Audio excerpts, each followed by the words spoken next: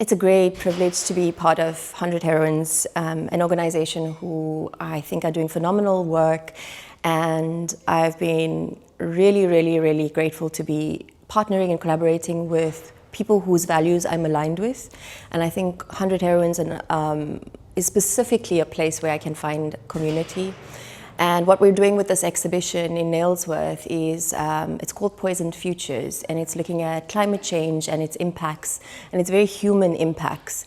And I've brought two stories to share as part of the exhibition. One is called Life in Plastic, and it has to do with reclaimers and waste pickers that are working in Johannesburg, and the impact of what climate change is doing to people on the periphery, and how we also need to look at everything more holistically when it comes to climate change, and how we action change as well, not just for the physical environment, but for the people who are in it as well, and speaking to the idea that we are part of the natural world and everything is connected.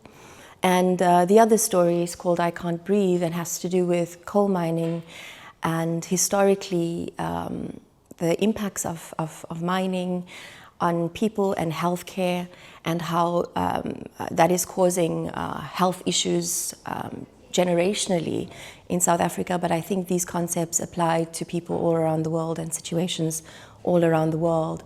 So really rethinking how we're moving and actioning change in a more sort of connected and reliant on each other kind of ethos. I have to mention my favorite photojournalist, a documentary photographer who is South African, Santu Mofokeng. Santu was incredibly prolific as a writer and as a photographer. I also really love Ernest Kole, also a South African photographer. There are so many to mention, but those are my two favorites, and I really look to for inspiration.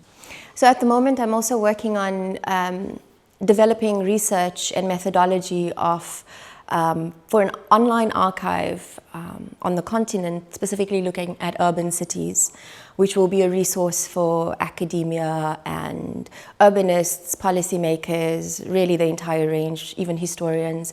So looking at archival practices and curatorial practices, so that's one of the projects I'm working on. I'm also exhibiting in a few other places, working on my long-term project, which has to do with the history of Islam in Southern Africa, and looking at that through my own ancestry, looking at the Indian Ocean slave trade, colonialism and apartheid in those histories. I also do a lot of advocacy work around, issues like what is happening in Palestine, in Gaza, in Sudan, in Congo, specifically when it comes to the targeting of journalists, is unprecedented in history for this number of people, or journalists specifically, to be targeted and killed. And we need to start looking at what that means, for us as human beings who are trying to communicate to each other and to I'm here representing stories which I want you to see and believe. And why are other journalists not able to do that even in their home countries without being targeted and killed, and really paying the highest price for doing their jobs?